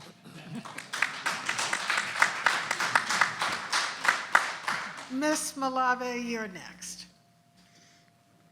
Trust me with your vote, and I will work to ensure that everyone who calls the city home feels part of the community, feels safe, and can live their lives with dignity. Your priorities will be my priorities. Your concerns will be listened to and will guide the decisions I make to create a more vibrant community. As a Latina, I will serve as a bridge to engage with Spanish-speaking residents. Quiero oír tu voz. You've had the opportunity to listen and hear 11 candidates tonight. I am honored to say that the current mayor, Ms. Dodro, the past 2 mayors, Ms. Nemhart and Mr. Dwainberg, and the third candidate mayor, Mr. Weinberg, they all are supporting me because they agree that my professional credentials, 2 master's degrees, and my unique life experiences and passion will be an asset to the city. I'll bring a new voice and a perspective to the table and a spirit of collaboration with the new mayor and elected council members. Thank you. Thank you. On to Ms. Urbina. Ms. Urbina. Thank you. New Carrollton is so much more than the beautifully tree-lined streets that drew me in as a prospective home buyer 11 years ago. It's really a place that has so much vibrance, so much energy. It's really a beautiful community. Everything I've done as a council member over the last 4 years is to build on that sense of community and to expand it to more folks, whether it be the community survey that myself and Councilmember Lai worked on and knocked doors for, creating the Infants and Toddlers Committee, responding to a petition signed by 96 residents regarding code changes. Everything I've done has been in furtherance of widening that net and bringing more folks in. And if I am honored enough to be reelected to this position, everything I will do going forward will be in service of that as well. It's really just been an ultimate honor to be here and to hear from all of the candidates tonight, and I trust that you guys will make your decision wisely. Thank you. Mr. General, you're next. You know, I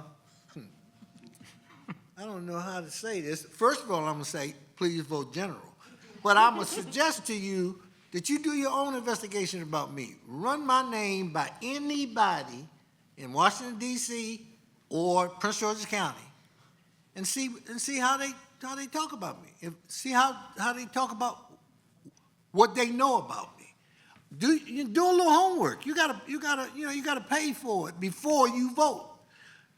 But to vote the same people over and over, or do the same thing over and over and expect a different result is insanity. So do your homework and decide who you want to check in. But I ask you to vote general, and then I'm gonna work while I can.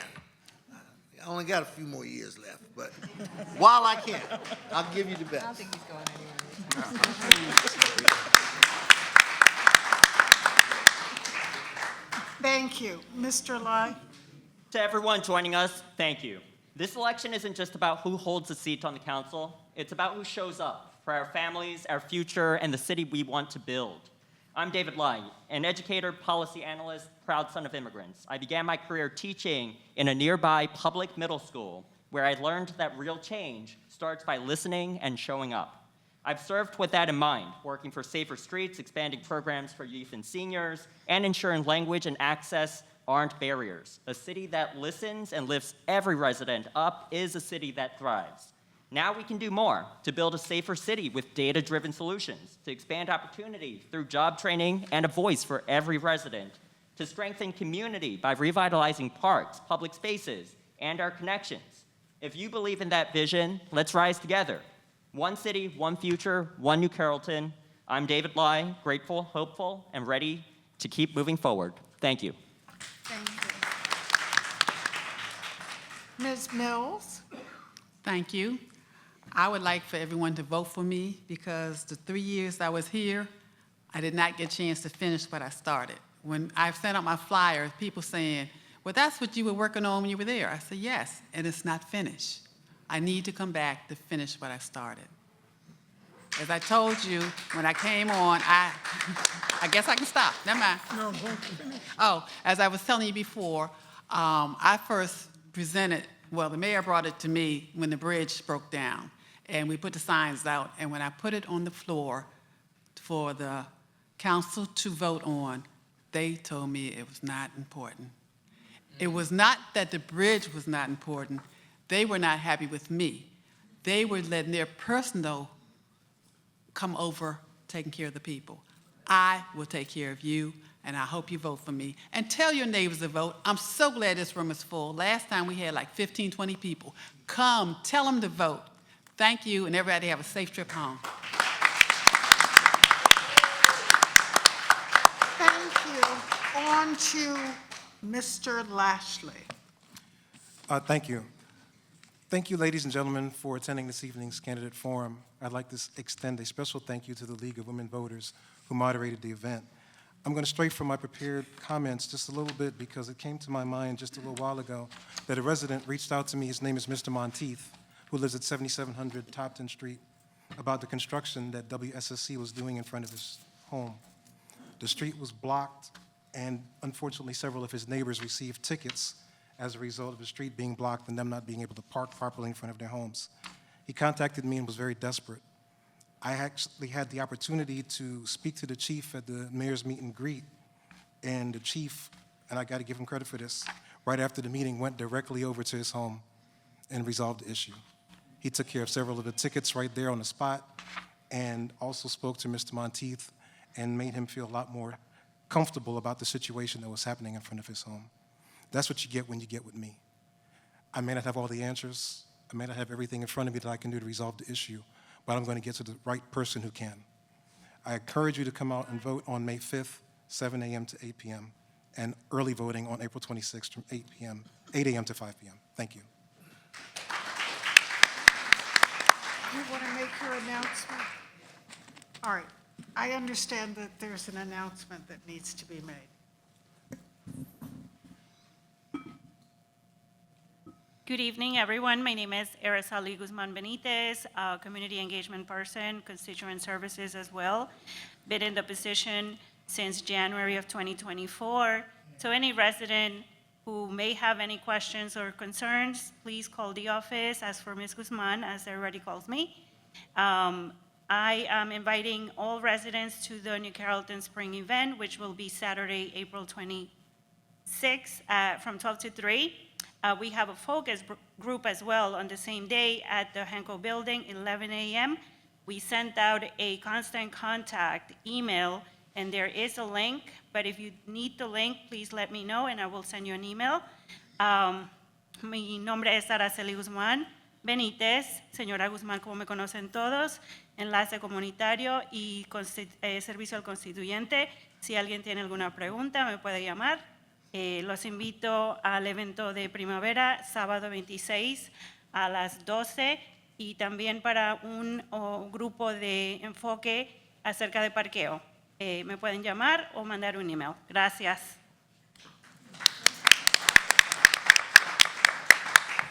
And thanks to the candidates as well as the audience for attending tonight's forum. Voting is your right. Voting is your right, and it's a hard-fought right. Yes, Please go out and exercise your right to vote. yes. The League of Women Voters is all about political education. So, you can vote in person on May 5th, or you can start early voting this Saturday, April 26th. Be there. Be there. Exercise your right to vote. Yes, Control your community. Thank you. Thank you.